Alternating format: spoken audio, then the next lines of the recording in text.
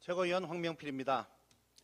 얼마 전 국민의힘 해운대구 의원들이 사고를 치더니 이번엔 남구의 박수영 의원이 부산 시민은 25만 원이 필요 없다는 망언을 해서 부산에 난리가 났습니다. 저 같은 서민에겐 의미 있는 액수인데 그런 돈 필요 없다는 박수영 의원의 쿨함에 기가 죽어서 제가 한번 찾아봤습니다. 36억 원의 재산, 20억 원의 예금, 박수영 의원이 올해 신고한 재산입니다. 부럽습니다. 그 정도 부자시니 당연히 25만 원은 돈도 아니겠지요. 아마도 이분은 요플레 뚜껑도 얕아먹지 않고 그냥 버리실 것 같습니다. 그런데 박수영 의원님, 부산 시민들이 다 의원님처럼 부자가 아니고요. 그동안 세금 꼬박꼬박 낸 시민들이 지원받는 돈을 의원님이 받아라 말아라 할 일도 아닙니다.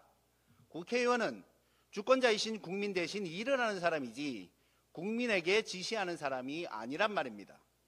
도대체 국민의힘 의원들의 직업의식은 왜 그 모양입니까?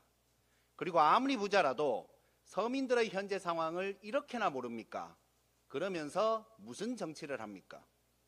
의지가 있다면 진작에 했을 것입니다. 그렇게 좋다는 산업은행 이전인데 빠르게 대선 공약을 실천 안 하고 뭐 했습니까? 국민의힘이 앞장섰으면 부산의 야당들이 반대했을 리가 있습니까? 해수부 이전에 대해서는 아예 상상조차도 한 적이 없지 않습니까?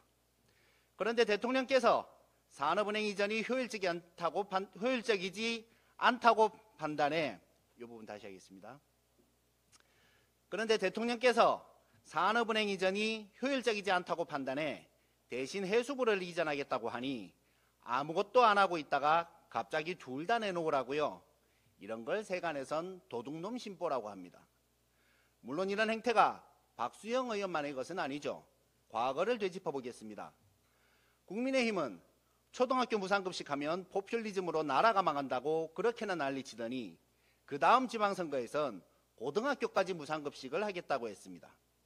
문재인 정부 때의 긴급 재난지원금에 대해 매표행위라고 결사반대를 외치더니 여론이 호의적이자 4일 만에 지금 당장 50만 원씩 주자 100조 원을 조성하자고 했습니다.